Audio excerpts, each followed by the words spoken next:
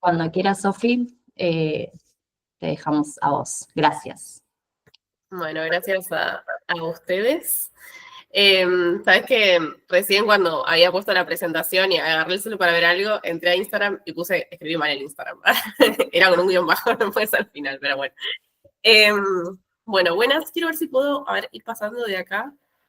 Ah, no, tengo que pasar de acá, bánquenme. Entonces, que me cambio ahí.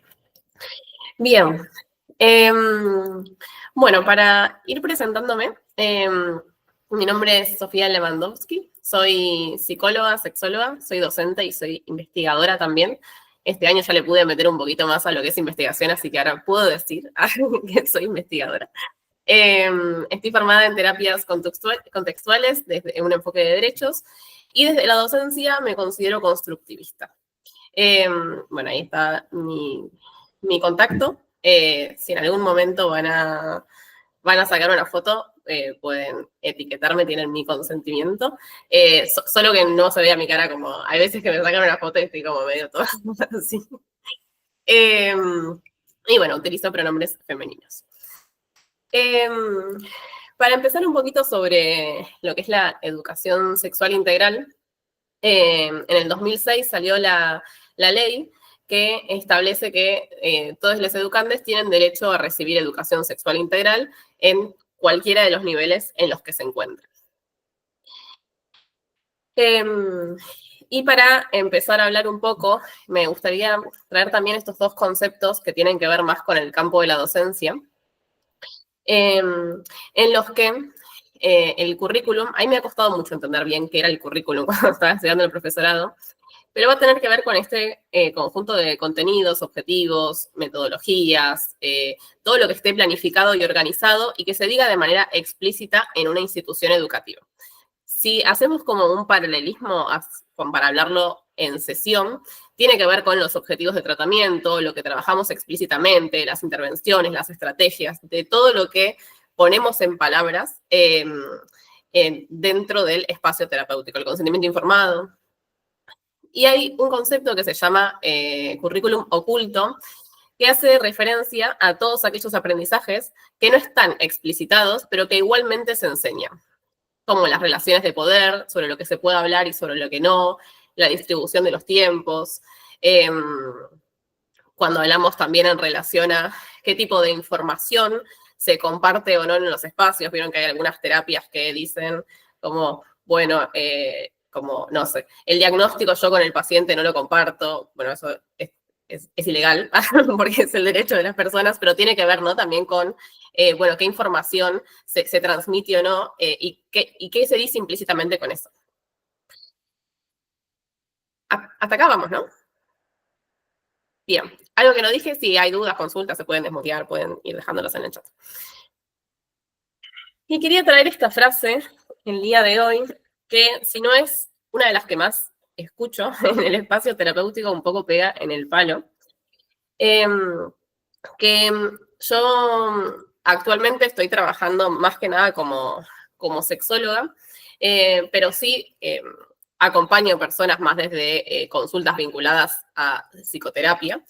Y me ha pasado en las consultas de que, como viene esta frase de, che, te quiero preguntar algo y te digo esto porque sos sexóloga. Como me aclaran de que la pregunta que me van a estar por hacer tiene que ver más por algo vinculado a algo que de la sexología y no tanto a psicoterapia, como si fuesen dos cosas separadas. Y como un poco me hacía pensar esto, ¿no? De qué enfoque le daba yo a los tratamientos, cómo acompañaba, qué preguntaba y qué no. Y como de quizás implícitamente aparecía esto de que quizás de cosas de la sexualidad no se puede hablar si una quizás no lo habilita en los espacios. Bien. Entonces, en relación a esto, hoy lo pensé en dividir como en 4 partes para algunas cositas que me gustaría charlar.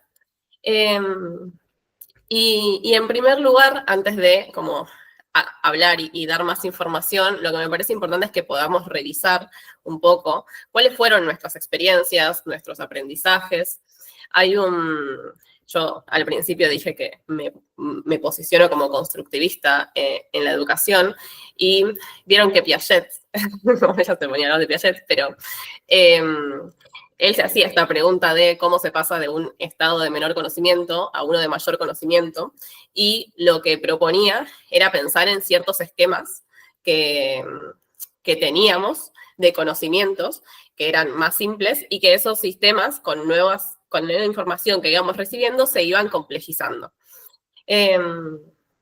Entonces, como de poder ver, bueno, cuáles son las bases que tenemos sobre las cosas que sabemos antes de seguir construyendo, y cuáles son bases que quizás tenemos que revisar, modificarlas y demás. Bien. Entonces, para eso, quería que hagamos un breve ejercicio de atención plena, si les parece, para poder hacer un mini ejercicio y luego me gustaría que compartamos un poquito. Entonces, les invito a que puedan adoptar una postura que les resulte cómoda. El ejercicio va a ser cortito. Si alguien no se siente cómoda con la cámara prendida en este momento, puede apagarla, no pasa nada. Les invito a soltar tensión que quede en los hombros. Pueden cerrar un momento sus ojos y notar cómo llega su cuerpo a este momento del día, a este momento de la semana. Pueden realizar algún ajuste en la postura si lo necesitan.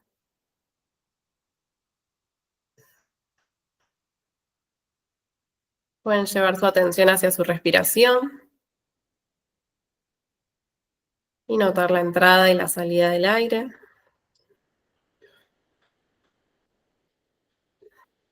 Regalándose unas respiraciones conscientes.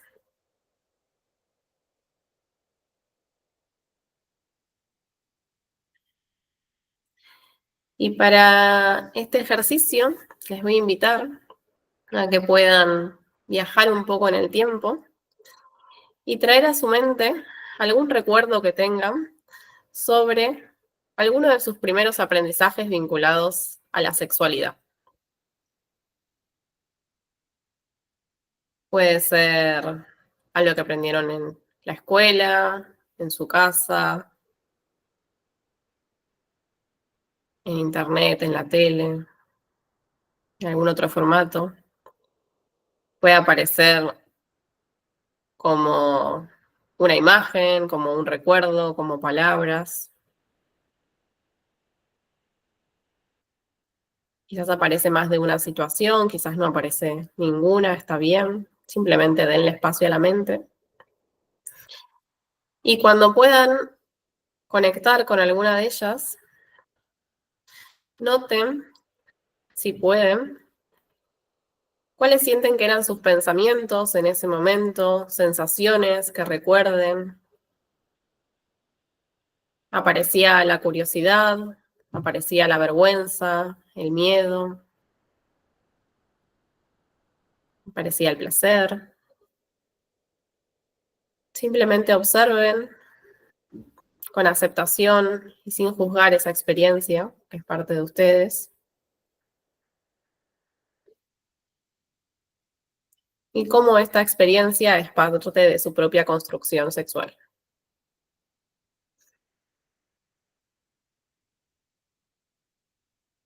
Y poco a poco, con las siguientes respiraciones, vamos volviendo hacia este espacio.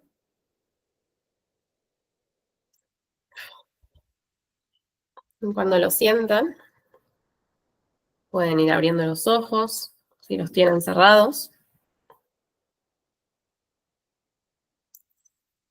Bien. ¿Alguien quiere compartir? Si pudo conectar con algo, qué se le vino a la mente.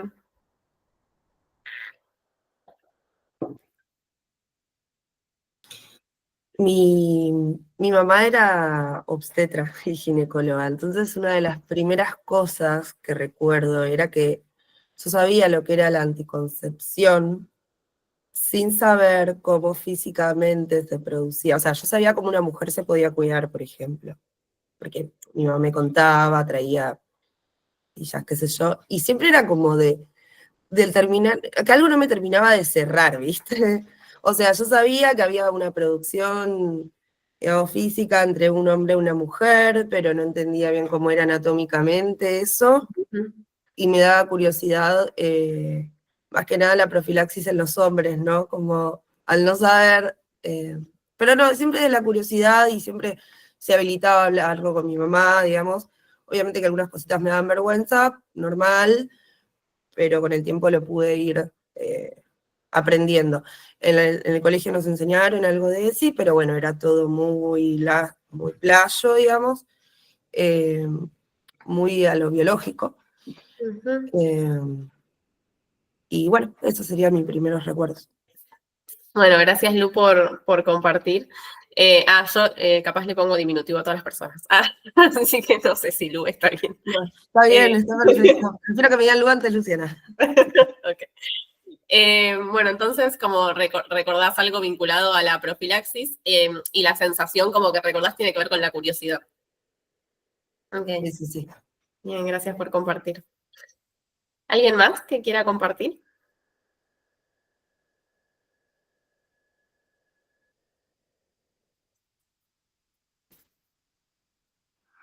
Hola, bueno, perdón por no encender la cámara, pero en este momento no puedo. Vieras que a mí me llevó a la época de la escuela donde nos estaban enseñando como las partes y como la higiene, ¿verdad? Personal. Las emociones que la acompañan es curiosidad y vergüenza porque en mi casa sí era como un tabú todo este tema. Esa sería mi experiencia. Ok.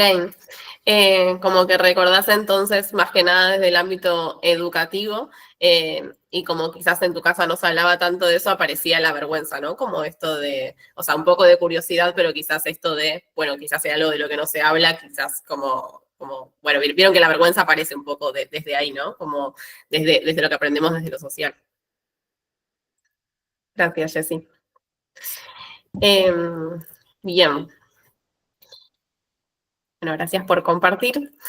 Y con este ejercicio, trabajar en las sesiones tiene que ver con poder hacer una revisión sobre nuestra propia historia sexual. Y yo en las sesiones no me pongo a hablar de Piaget.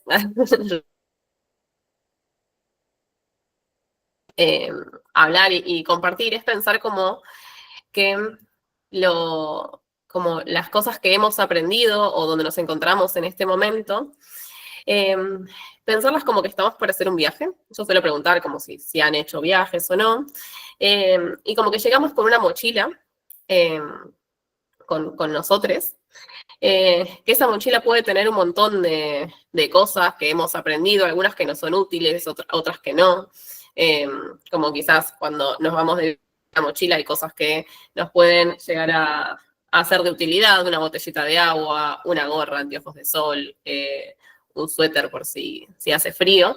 Pero quizás hay veces en las que hay cosas que tenemos dentro de nuestra mochila que no pueden no ser tan útiles y que nos terminan generando un peso o una carga. Y el ejemplo que suelo dar es cuando, por ejemplo, nos vamos de viaje y nos llevamos 5 jeans y no usamos ninguno, o cuando vamos a cursar y nos llevamos quizás, como nos pesa mucho la mochila y tenemos apuntes de otra materia, entonces terminamos llevando un peso todo el día y de que no hayamos revisado quizás previamente nuestra mochila. Entonces, alguna de las preguntas que suelo hacer y que me parece muy importante que nos hagamos, sobre todo como profesionales de la salud, cuando vayamos a acompañar a otras personas, es, bueno, ¿desde dónde nos posicionamos cuando acompañamos, no? Entonces, algunas preguntas para indagar un poco de esto, es decir, recibimos educación religiosa, si hemos recibido clases de sexualidad, qué nos han explicado, si en nuestra casa se hablaba de sexualidad o no y qué nos han enseñado, si hemos visto porno, contenido erótico antes de nuestro primer encuentro y qué aprendimos en relación a eso. ¿Qué otros lugares, personas, como nos han transmitido conocimientos vinculados a la sexualidad? Si conocemos nuestros genitales, si conocemos cómo es el ciclo menstrual, cuáles son situaciones en las que consideramos que quizás cuando hablamos de sexualidad aparecen ciertos juicios, creencias o expectativas muy altas, muy bajas. Y un poco de revisar de si cuando hablamos de sexualidad o conectamos con eso, sentimos que aparecen ideas, creencias o sensaciones vinculadas a una presión, una demanda, más un momento de descarga, un momento de conexión con nosotros mismos. Bien. ¿Hasta acá? ¿Vamos bien? ¿Dudas, consultas? ¿Algún comentario? Si no, me tomo un mate y sigo. Ay, gracias. Amo las reacciones del Meet. Bien. En relación a unos conceptos claves, como para hacer un mini repaso, quizás algunas personas que se encuentran acá, esto ya lo han aprendido, lo han revisado. Cuando hablamos de identidad de género, tiene que ver con la vivencia de tal y cual como cada persona la siente. En nuestro país, desde el 2012, tenemos la Ley de Identidad de Género, que apunta al respeto de la identidad de las personas. La orientación sexoafectiva, que tiene que ver con una atracción sexual y o romántica que podemos sentir hacia las personas. Y lo vamos a pensar como un espectro. Es decir, como que esto puede aparecer o no con distintas intensidades, con distintos niveles, en distintas situaciones. La genitalidad, que tiene que ver con la expresión a nivel genital, que podemos tener vulva, pene y otras variaciones de ambos genitales, que la vamos a conocer como intersexualidad. La expresión de género, que tiene que ver con cómo expresamos la vestimenta que usamos, cómo nos comportamos, los modismos y demás. Y el género asignado a nacer, que vamos a pensarlo como más esta situación de un profesional de la salud que nos asigna un sexo, un género, según nuestros genitales. Y acá traje un poquito de anatomía. Las imágenes que les estoy compartiendo es del libro Todo sobre tu vulva, de Tati Español, que lo recomiendo muchísimo.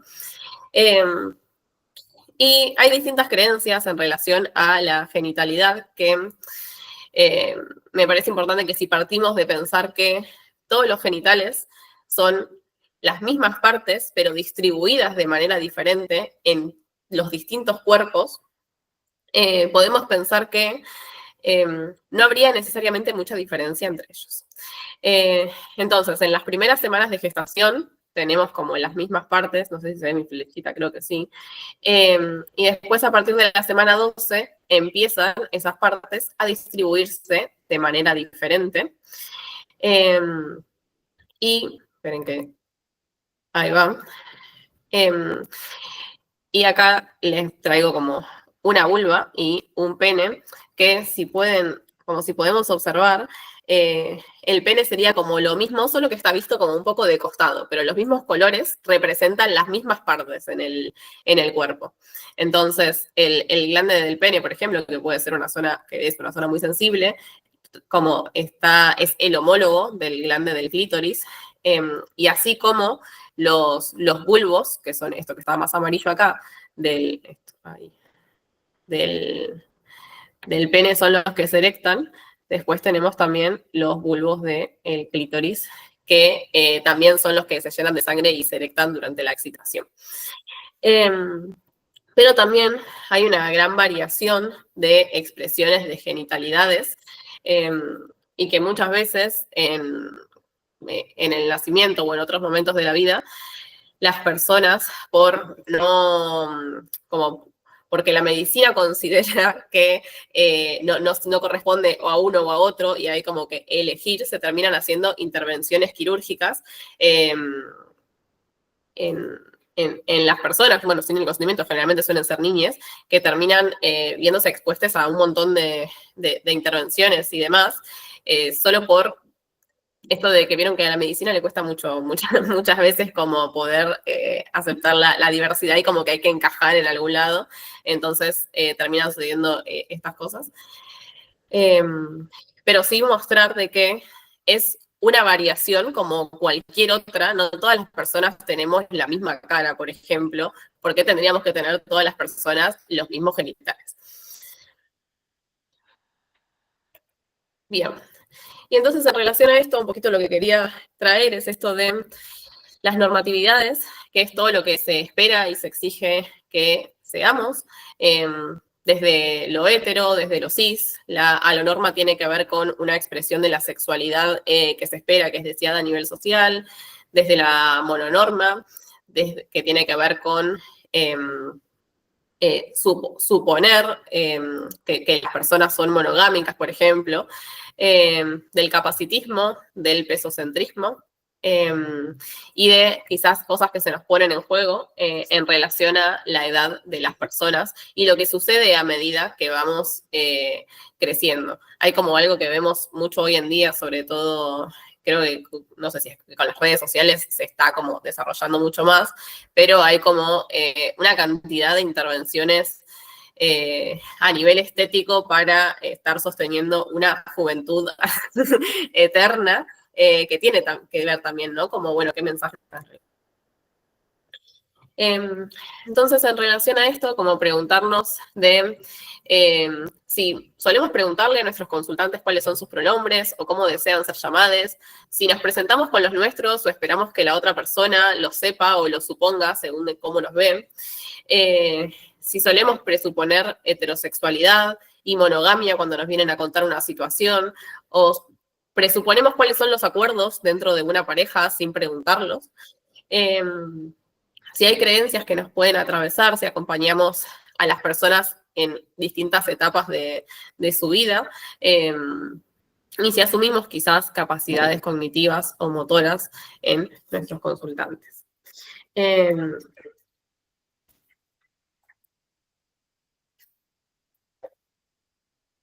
Y una cosita que quería traer el día de hoy, estoy aprendiendo mucho sobre asexualidad, y sobre todo porque estoy haciendo una formación donde las personas que nos vienen a hablar son personas asexuales, entonces como que está muy bueno porque no es como alguien capaz de la academia que te viene a contar algo, sino como que de las propias vivencias. ¿Qué iba a decir? Bueno, y la asexualidad, si bien cuando buscamos la definición tiene que ver con personas que no sienten atracción sexual y o romántica hacia otras personas, en realidad cuando lo empezás a desarrollar un poco más, puede estar, puede no estar, y si está quizás se expresa de una manera diferente a cómo se espera que se exprese el deseo o la atracción en otras personas.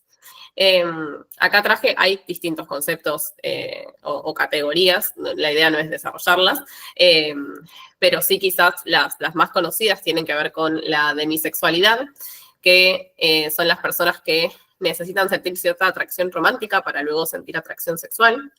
La grisexualidad, que son personas que sienten atracción sexual en momentos muy específicos. Y la freisexualidad, que es experimentar atracción sexual cuando se acaba de conocer una persona, pero a medida que como se va generando un vínculo, esa atracción puede disminuir o desaparecer como la demisexualidad. Y sí, esto de que las personas podemos sentir deseo, pero no atracción, es decir, se puede sentir calentura y que no esté dirigido a otra persona. No sé si alguien está viendo, vieron que Sex and the City sacaron como la nueva parte de ellas siendo más grandes en esta edad, que se llama And Just Like That, y en un capítulo, no es un spoiler si alguien lo está viendo, aparece una persona que dicen sí, es asexual, no sé qué, y después la ven masturbándose y dice, bueno, no, entonces no es asexual. Bueno, sí, las personas nos podemos masturbar y no tienen que ver con si ese deseo está dirigido a alguien o no, tiene que ver más con una expresión diferente de lo que se espera de la sexualidad. Y muchas veces quizás tiene que ver también con que, no sé, las prácticas vinculadas a lo que es la penetración o el sexo oral no resultan atractivas, pero hay muchísimas formas de vivir y atravesar nuestra sexualidad. Considerando, me olvidé de poner la diapo, lo tengo que haber puesto al principio, pero cuando hablamos de sexualidad, hablamos de distintas experiencias, emociones, desde lo vincular, desde un montón de atravesamientos que podemos tener desde lo político también, de cómo vivimos, y cuando hablamos de sexualidad no es necesariamente lo que quizás en el imaginario social se piensa como el sexo en sí mismo, sino como que abarca una amplia gama de lugares, situaciones, tiene que ver con la higiene también, por ejemplo, con los cuidados que tenemos con nosotras y con otras personas. Bien, entonces un poquito lo que quería consultar es si sienten que algo de esto, como se sienten atravesadas por algo de esto, si notan que quizás hay ciertos supuestos a la hora de acompañar a otras personas, cómo lo viven o no, que como alguien quiere compartir. Así dejo de hablar. Te mato un mate. No, a mí me pasa que, bueno, ahora estoy trabajando con chicos con discapacidad y en un centro educativo terapéutico. Y dentro de toda la programática que tenemos que armar está la ESI. El tema es que, a ver, los padres dan un consentimiento informado, aceptando que se enseñe. El punto es hasta dónde, porque también uno tiene ciertos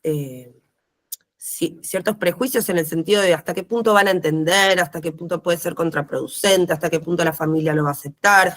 Es toda una gran conjunción de cosas, porque, digamos, hay familias que tienen religiones, hay, digamos, como que se adaptan más a religiones, hay otras familias que no, todo muy heterogéneo, y entonces ya el hecho de que sea un niño y con discapacidad es como que le suma muchísimo más prejuicio a la gente, y también uno no sabe hasta qué punto abordarlo.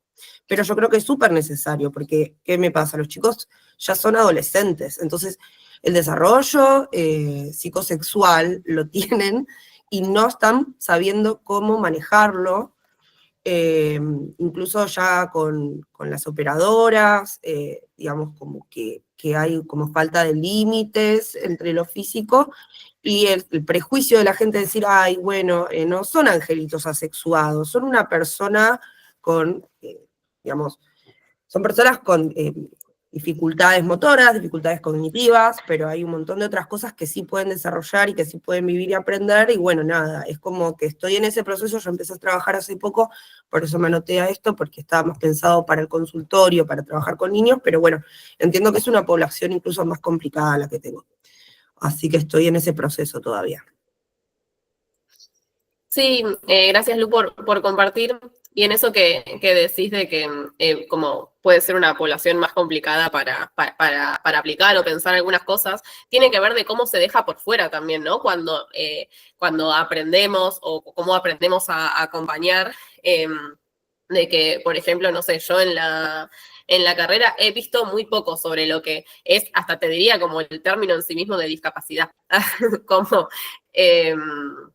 bueno, y ni hablar de todo lo que está sucediendo hoy en día con la ley de emergencia y demás, ¿no? De también el lugar que se le da a nivel político y social.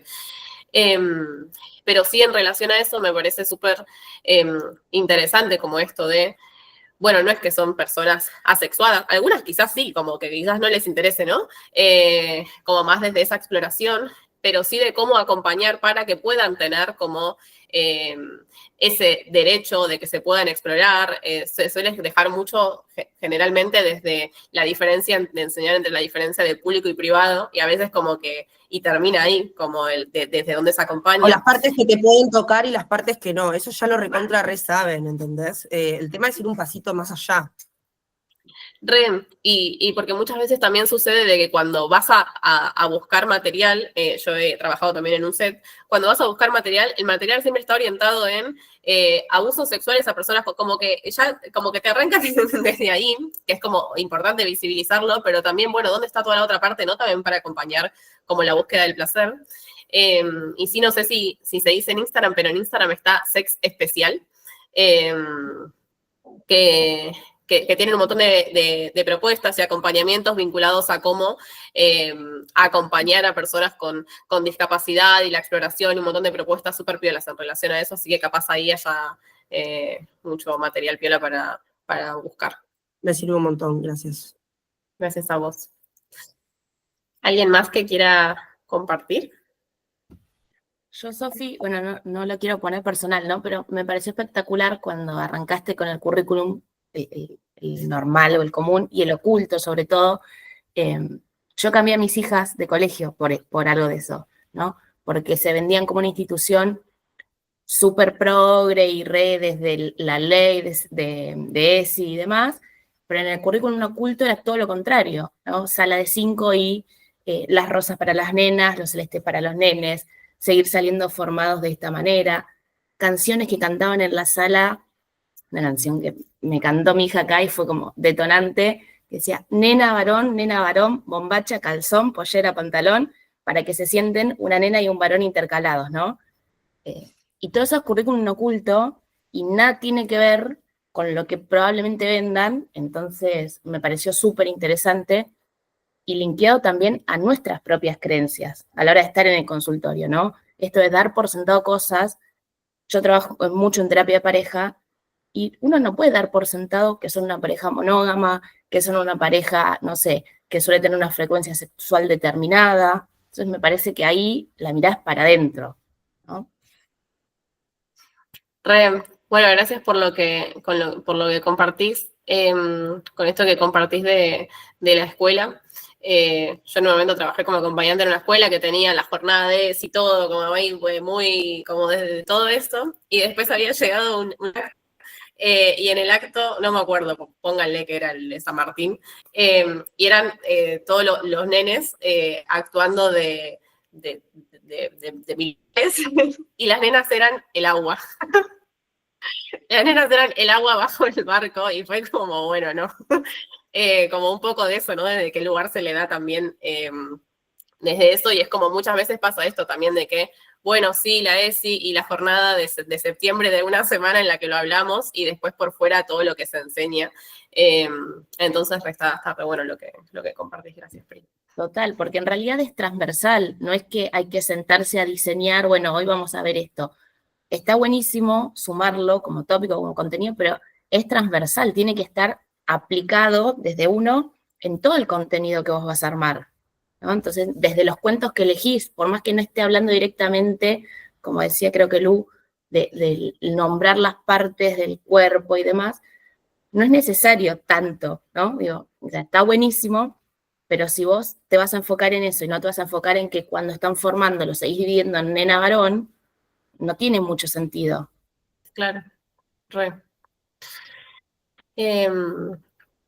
bien, sí, y en relación a esto también bueno, que se ve mucho en terapia de pareja, no sé, de la frecuencia, el deseo y demás, es como, bueno, ¿qué es deseo para cada uno? ¿Qué prácticas son las que les gustan o no?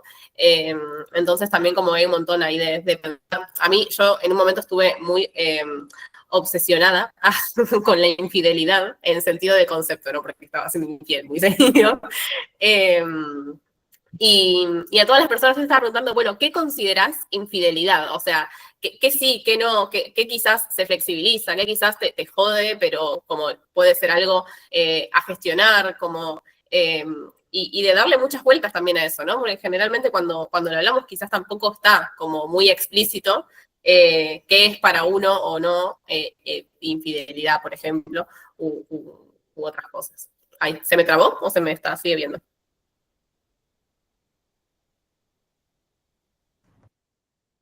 Se trabó un poquito, pero se escuchó igual. Ahora ya volviste. Bueno. Genial. Bien, bueno, sigo. Entonces, para hablar un poquito, para seguir un poquito por fuera de la norma, traje algunos conceptos. Yo de esto sigo aprendiendo un montón, así que si hay algo que estoy diciendo que es cualquier cosa, me avisan. Pero sí un poco de traer lo que son los kinks o los fetiches, que va a tener que ver con todas estas prácticas, juegos, formas de vivir, formas de atravesar la sexualidad, que se piensan por fuera de la norma. El juego de roles, el control del placer, y cuando hablamos de fetiches, hablamos de esta excitación, deseo, u otras palabras podemos ponerle también, hacia una parte del cuerpo. Socialmente suele estar como muy orientado generalmente a que si, por ejemplo, te gusta verle las tetas a alguien, está bien, porque es aceptado socialmente, pero si lo que calienta más de una persona son los pies, y bueno, ahí como ¿no? De, bueno, qué partes del cuerpo están socialmente aceptados y sexualizados y qué partes no. Un montón de todo esto que podemos pensar y de qué cosas también nos pasan, quizás cuando alguien viene a contarnos algo de esto. Un poquito para traer sobre BDSM, van a ser un conjunto de prácticas, o también puede ser un estilo de vida. Hay personas que esto lo llevan hacia 24/7, se le llama, que tiene que ver con la exploración de la conexión entre el placer, el control o el dolor físico, mental o emocional en distintos grados. Puede ir desde la privación sensorial. Hay algunas prácticas que suelen estar quizás como más aceptadas, entre comillas, no sé, taparse los ojos, como atarse, un chirlo en la cola, como esas cosas que quizás sí están como un poco más aceptadas y socializadas, pero tiene que ver con toda la gama de estas prácticas para explorar. Pero lo importante acá de estas prácticas es que tiene que estar con un consenso previo, y que al finalizar las prácticas o entre medio de ellas, se da lugar a lo que se llama el cuidado, por ejemplo, el aftercare, el cuidado posterior, o estos lugares para tener regulación, corregulación emocional, según lo que nos pasa con esas prácticas que realizamos. Entonces, cuando hablamos de BDSM, no es ni violencia ni abuso, tampoco es 50 sombras de Grey, que ahí hay muchas cosas que no tienen que ver con cómo se viven estas prácticas, y que invita a la exploración de sensaciones y corporalidades desde una sexualidad desde muchos lados, pero sobre todo no coitocentrista, que es como que le saca el lugar hacia lo que tiene que ver con la penetración o las prácticas más quizás reproductivas.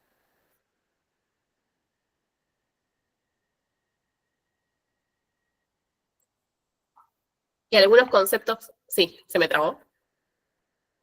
No, ahí ya volviste. Pensé que justo ibas a preguntar, por eso prendí el micrófono. Ok. Ay, bueno. Como, ok. Aparte vieron que cuando es con internet, como que no sé qué hacer, me tengo que quedar quieta, no tengo que hacer nada más. Bien, bueno, cualquier cosa desenchufo la compu porque esperen que la desenchufo. No sé si tiene que ver. Y algunos conceptos claves, si acompañamos personas que quizás nos vienen a traer algo de esto, lo importante es como que pueda ir conociendo o explorando su perfil de riesgo, que tiene que ver con los riesgos que está dispuesta a asumir por realizar estas prácticas, tanto para sí mismas como para la persona que se acompaña, de poder ir de menos a más en la exploración. Hay lo que se llama RAC, que es el riesgo asumido y consensuado, que tiene que ver con, sobre todo, la información de las prácticas. Poder tener objetos, palabras o señas de seguridad. En relación hay ciertos juegos que para poder cortarlo o para ir haciendo chequeos corporales de cómo se siente la otra persona, se pueden utilizar alguna de estas herramientas. Sí, algo muy importante mencionar, que es el drop, que es como esta caída emocional que se puede tener. Muchas veces también está luego del consumo de alguna sustancia, pero también puede suceder luego de una práctica extrema o placentera, que tiene que ver con este bajón emocional, que tiene que ver más que ver con una regulación química de nuestro cerebro. Entonces, por eso es muy importante los cuidados posteriores y de que si alguien viene y nos dice que realizó quizás una de estas prácticas y después se sintió para la mierda, poder explicarle que eso es normal y que pueda revisar, bueno, qué cuidados posteriores quiere tener, como de no, sobre todo, patologizar estas prácticas y de como seguir marcando, ¿no? Desde ese lugar de lo que debería o no debería suceder. Y algunas cosas que se pueden trabajar en los espacios terapéuticos en relación a esto es autochequeos, como poder ejercitar la atención plena sobre sensaciones corporales o no, para poder ir la otra persona notando cómo se siente y qué quiere comunicar. Si hay alguna persona que tiene dificultades para marcar límites o decir que no, poder trabajarlo en el espacio de terapia para que estas prácticas las pueda disfrutar de la manera más como piola posible. Quería usar otra palabra, pero me parece. Bien, y por último, traje como algunas preguntas para hacer si nos cuentan sobre algunas temáticas, pero hasta acá, ¿alguna duda, alguna consulta o vamos bien? Buenísimo. Entonces, traje algunas cosas que suelen ser de los motivos de consulta más frecuentes, pero no tiene que ver solo con esto de la sexualidad, porque vengo diciendo que la sexualidad hay muchas cosas y de repente vengo a traer solo lo que tiene que ver con el sexo, pero bueno, no quería dejarlo por fuera.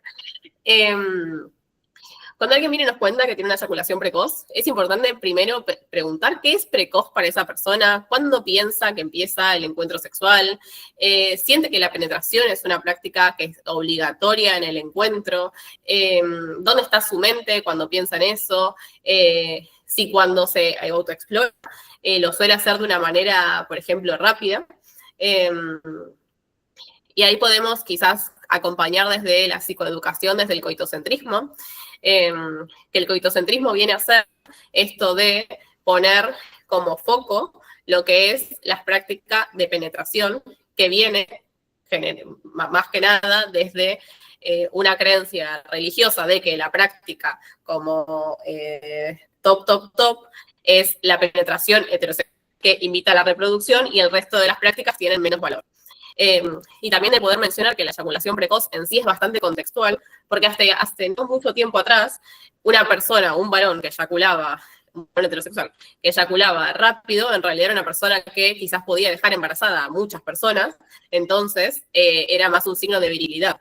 Y hoy en día eso se fue modificando por distintas cosas, entonces hablar de cómo esto también tiene que ver con una pata contextual.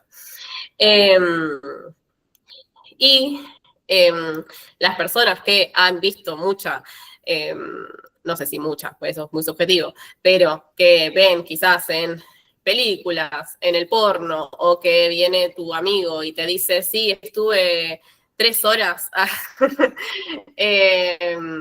y es como, qué aburrido primero, haciendo 3 horas con penetración. Y segundo, sí de hablar de que en promedio suele ser entre 2 a 7 minutos las prácticas vinculadas a penetración, como esto sea, como, no porque venga a traer como lo que dice la ciencia, pero sí tiene que ver más con que en sí suelen ser unos minutos generalmente. Si vienen a comentarnos sobre pérdida de erección, preguntar sobre si el foco está muy puesto en lo que es la penetración, qué otras prácticas realiza, si sucede cuando se pone el preservativo. Hoy en día hay mucha información de que el uso del preservativo se ha reducido un montón. Entonces, como sobre todo porque quizás en otras prácticas no se suele utilizar y cuando se quiere utilizar se suele pensar que como este momento que me corta todo el momento, entonces como que el foco está puesto en otras cosas y como quizás dejo de estar enfocada en sensaciones eróticas y demás. Si hay erecciones matutinas, y en qué momento pasa, si pasa siempre, si le pasan todas las prácticas, y ahí lo mismo, ¿no? Psicoeducación en el coitocentrismo, poder hacer una psicoeducación sobre que la erección es autónoma, o sea, no depende de lo que yo si quiero que se me pare o no. Podemos trabajar la atención plena, ejercitar el momento presente y llevar las sensaciones a estímulos eróticos. Y sí, esto es muy importante porque suele ser una creencia de que si me tomo tadalafil o sildenafil, el pene se me para, y no, lo que hace es que te mantiene la sangre adentro, pero se te tiene que parar por otras cosas. Entonces, me pasa mucho que llegan personas a la consulta diciendo que tomaron la pastilla y no se les paró, y es como, y no, porque para que se te pare tenés que tener un estímulo erótico, como que no es que la pastilla te lleva la sangre hacia el pene, te la mantiene, pero no te la lleva hasta allá.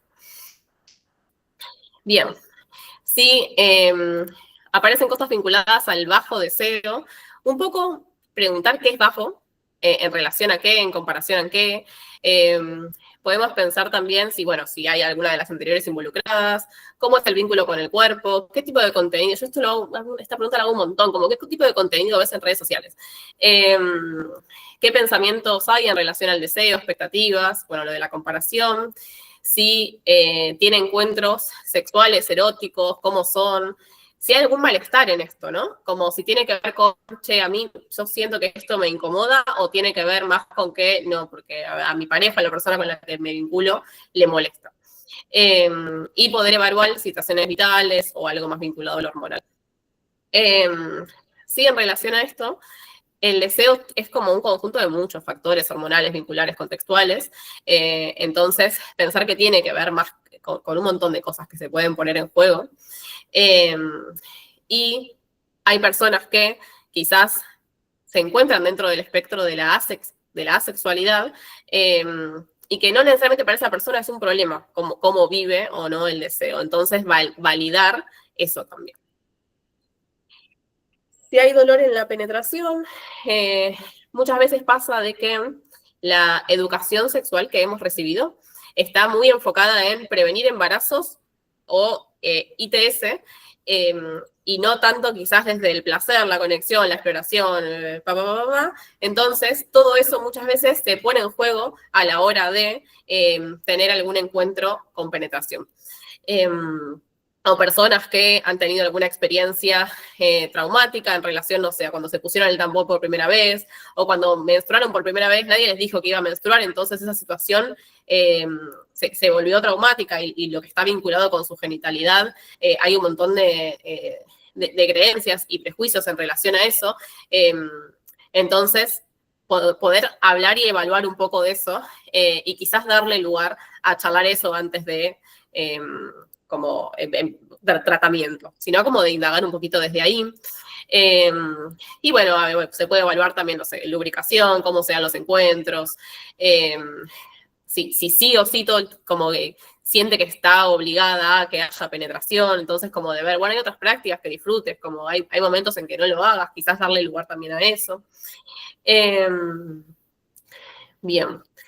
Y sí, esto de, bueno, hay ejercicios del suelo pélvico y demás que se pueden realizar, pero vuelvo a lo mismo, como no suponer que la persona sí o sí va a quererte, como preguntarlo, como indaguemos.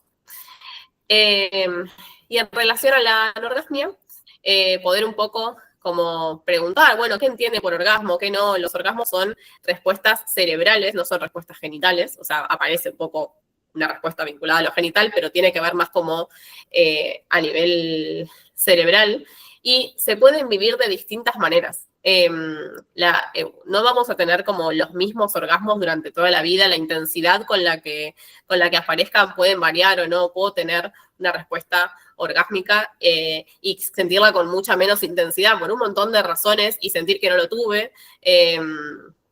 Y sí, esto, importante de que el orgasmo no es a lo que hay que llegar en el encuentro sexual. Es importante ver, bueno, si estás pudiendo disfrutar o no, es deseado lo que estás haciendo, como dónde está tu mente también en ese momento, ¿no?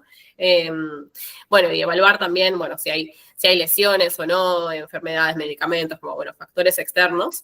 Y sí, así como la erección, como toda la respuesta sexual está vinculada a algo autónomo, el orgasmo es una respuesta autónoma. Y si yo la quiero hacer de manera consciente, es como cuando quiero tragar saliva de manera consciente. Es muy difícil. Y si no lo pienso, cuando te trago saliva durante todo el día, y si me quiero como hacerlo de manera más consciente, me conlleva mucha energía hacer eso. Y con el orgasmo lo mismo, entonces hay como que sacar el foco de ahí y poner el foco desde la conexión, desde lo erótico, los estímulos y demás. Bien, y no quería dejar esto por fuera, de que si vamos a acompañar a alguien a hacerse una interrupción del embarazo, sí mencionar que a partir de los 13 años se puede hacer sin la necesidad de que un adulto firme un consentimiento en relación a eso. Sí, si hay una práctica de riesgo, ahí sí, pero las personas a partir de los 13 años pueden hasta tener asesorías vinculadas a la sexualidad sin necesariamente ir con un adulto acompañado.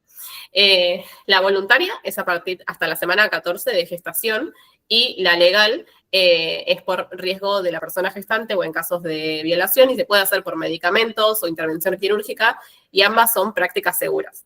Ahí les dejo el link del lugar que pueden fijarse acá en Argentina, lugares que sí acompañan y demás, y esto me olvidé de ponerlo, pero es gratuito. O te lo puede cubrir la obra social o prepaga.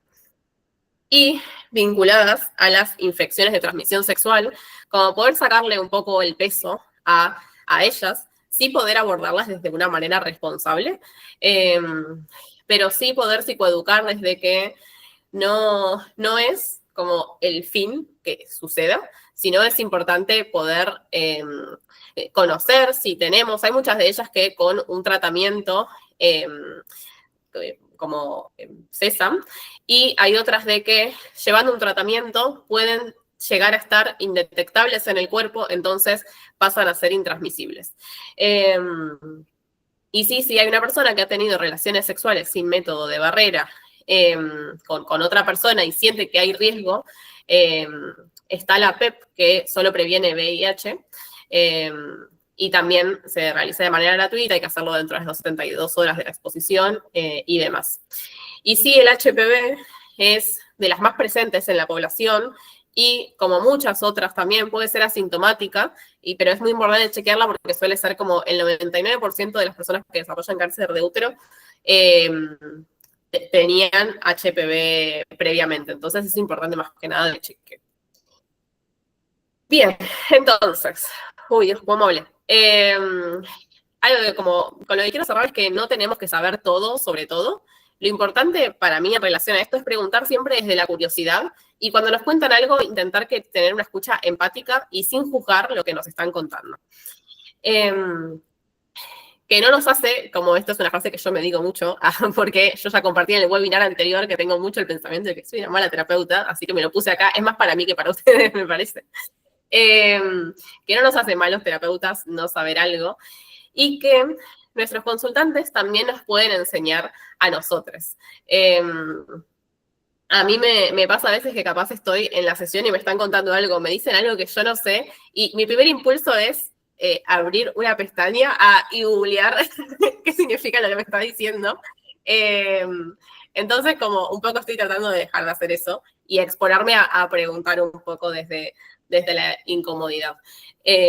Entonces, sí, como darnos el lugar a esto, no tenemos que ser seres del saber. Así que, bueno, si hay dudas, consultas, comentarios, y agradecerles.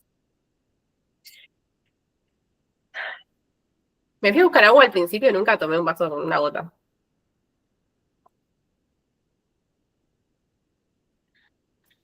Ay, gracias por las reacciones. Sofi, sos lo más. Me encantó, la rompiste. Muy lindo. Y realmente creo que toda la información que brindaste y todo el contenido del webinar estuvo espectacular, pero me parece que el final es como que termina englobando todo, ¿no? Esto de no nos hacen mal los terapeutas no saber.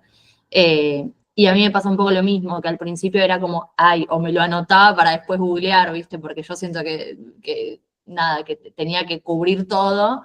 Y me ha pasado igual que a vos, que últimamente digo, no, voy a preguntar, ¿qué tanto? ¿No? Como bajar un poco ahí también la presión y dejar de juzgarse a uno mismo, ¿no? Es cierto que uno aprende un montón con los consultantes.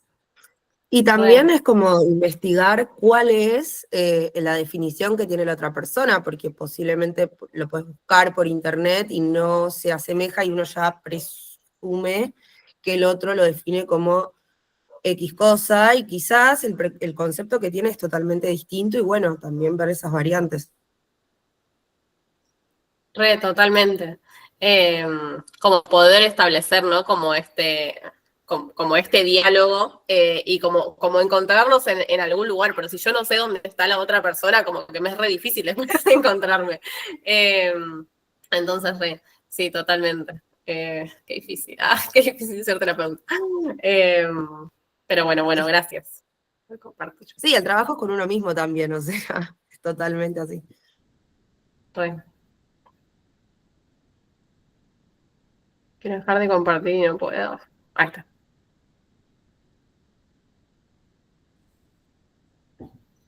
Bien. No sé si alguien más quiere compartir algo.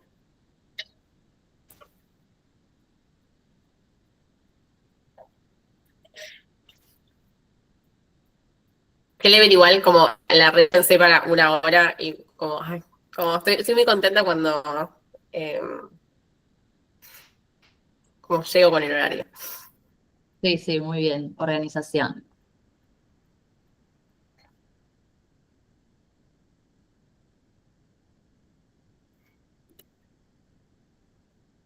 Bueno, creo que no hay más preguntas. ¿Alguna duda? Igual Por tienen último, también. perdón, Sofi, te quería preguntar, la página que me dijiste de discapacidad, ¿cómo era? Sex especial. Si hay Sex como especial. algún guión bajo o algo, no lo sé, pero sex especial. Listo, la busco. Bueno, porque me había aparecido una de España y digo, no creo que sea esa. Gracias. No, gracias.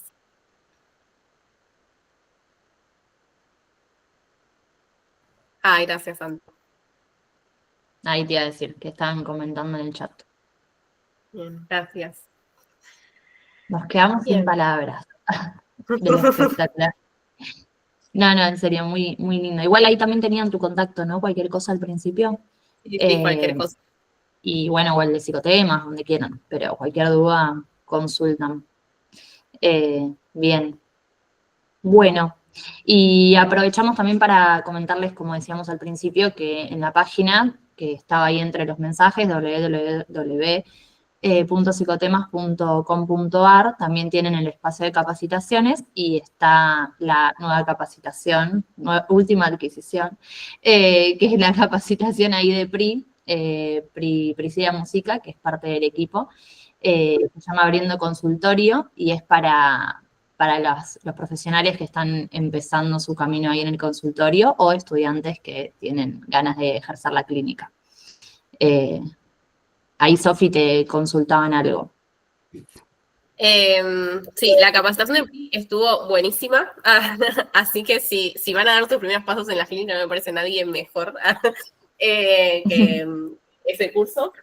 Y en relación a libros sobre sexualidad, tenía preparados y no los había mostrado, pero sí les muestro algunos nomás. Hay uno que no lo tengo acá a mano porque lo tengo en la otra biblioteca, pero hace poco me compré que es Proyecto Chornia, que está hecho por Caro Meloni y que tiene un montón de imágenes de vulvas también en su página. Yo le estoy pasando el chivo. En su página está de manera gratuita para descargarlo. Y muchas veces cuando hablamos de nuestras vulvas, quizás hay un montón de creencias de cómo son. Yo, por ejemplo, me vi como muy tarde mi vida representada en algún otro lado. Entonces, esto lo recomiendo mucho para trabajar en relación a lo corporal.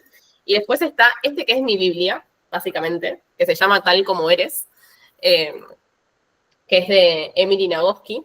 Y después está el libro de Todo sobre tu vulva, que es el que usé las imágenes. Y después cuando es, que esto ni lo mencioné, pero cuando es exploración anal también está este libro de Lucas Perín, para el culo.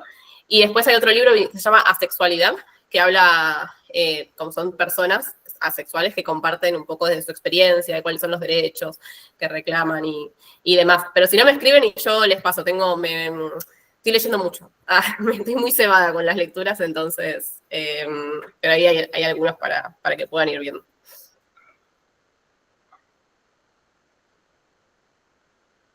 Y sobre infidelidad recomiendo mucho El dilema de la pareja de Esther Perel, que es una joyita, está muy bueno.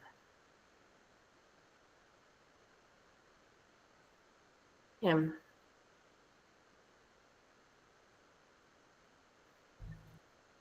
Bien. Gracias, Sofi. Gracias. No, gracias a ustedes. Bueno, disfrutar el fin de. Un placer. A seguir disfrutando el fin de. Empezamos el fin de muy bien. Ya está. Ya nada puede salir mal. Bueno, bien. Bueno, si no hay más dudas, estaríamos acá. Y bueno, sí que estén atentos ahí a las redes que vamos a estar publicando más webinars y todas las novedades que se vienen. ¿Sí? Bien. Gracias. Bueno, ahí también más comentarios muy lindos. Bueno, que tengan un hermoso fin de semana.